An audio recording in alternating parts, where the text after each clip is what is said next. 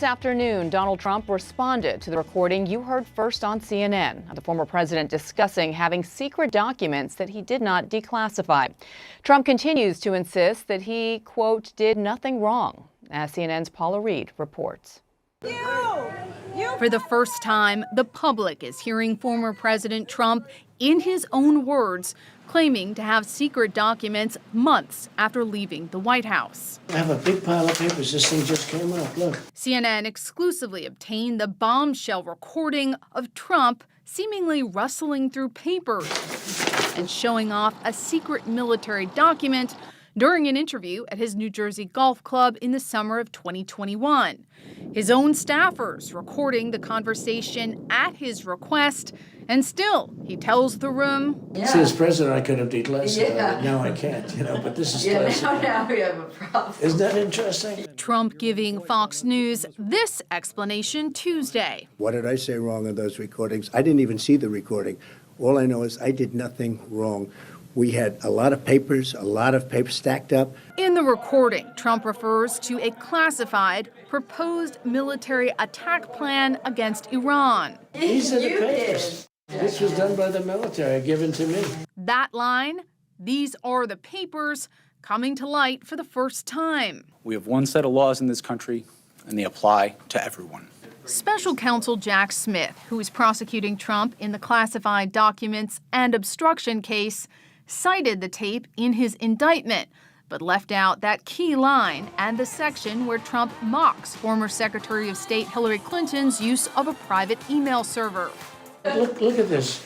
You attack, and Hillary would print that out all the time, or she'd send it to Anthony Weiner. The tone throughout is casual, even jovial, when talking about national defense secrets, something that may not play well before a jury. Isn't that amazing? This totally wins my case, Mm-hmm. Except it is like highly confidential. The tape ending with Trump ordering some sodas. Now you believe me? No, I believe it's incredible, right? No, hey, bring some Cokes in, please. The Trump campaign says the audio tape provides context, proving, once again, President Trump did nothing wrong at all. Trump's close aide and co-defendant in this case, Walt Nauta, was expected to be arraigned in Miami federal court today, but he didn't make it to the courthouse due to flight delays. His hearing has been rescheduled for next week, but Bianna, he still needs to find a Florida-based attorney. We know he wasn't the only one experiencing flight delays in the country today. Paula Reed, thank you. I want to bring in CNN political director David Chalian and former federal prosecutor Ellie Honig. Good to see you both. So, Ellie, if you were hypothetically trying this case as a prosecutor, how much emphasis would you put on this tape?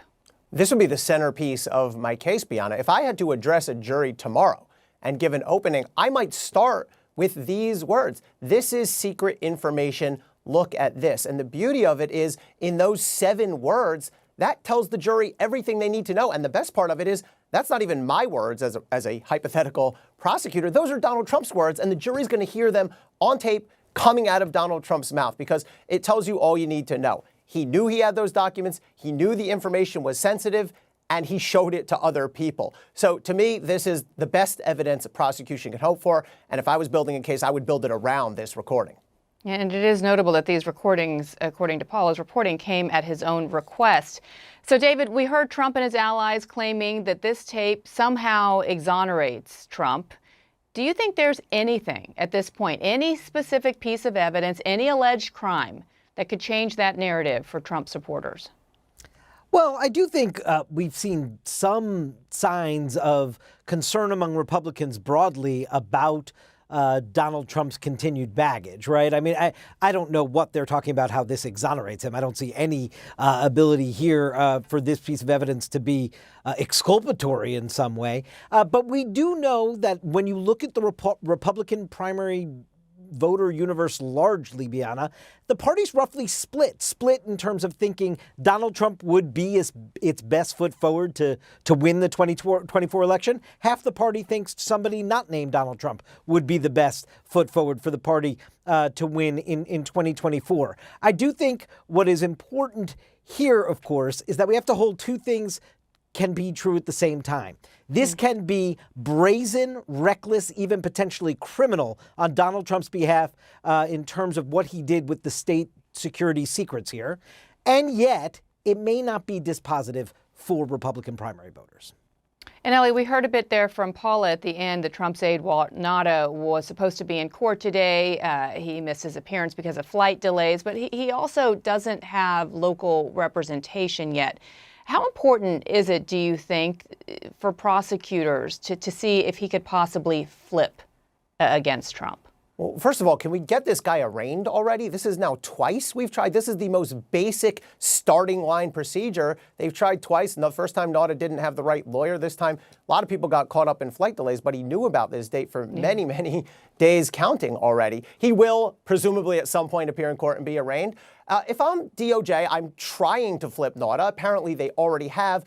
But I don't think I need him, right? Usually the decision whether to flip is based on loyalty. And if you look at the case here, Nauta has been by Trump's side throughout it all. His lawyer's being paid for by a Trump-affiliated entity, and he's not flipped so far. So the thing is, if I'm DOJ here, looking at the indictment, looking at the evidence, including the recording we just talked about, I don't need him. I have his texts, I have the tapes, and you can build a plenty powerful case without a cooperating witness. I think DOJ has that ability now.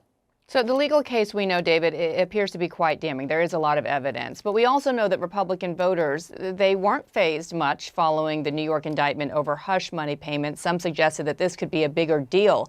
Do you have any sense of how much they actually care about this issue at all over classified documents?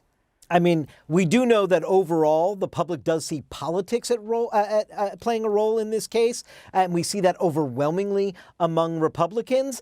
But I think as time goes on here, we will start getting our answers as the nomination season plays out in conjunction with the court calendar. All right, David, Ellie, thank you so much as always. Great to see you.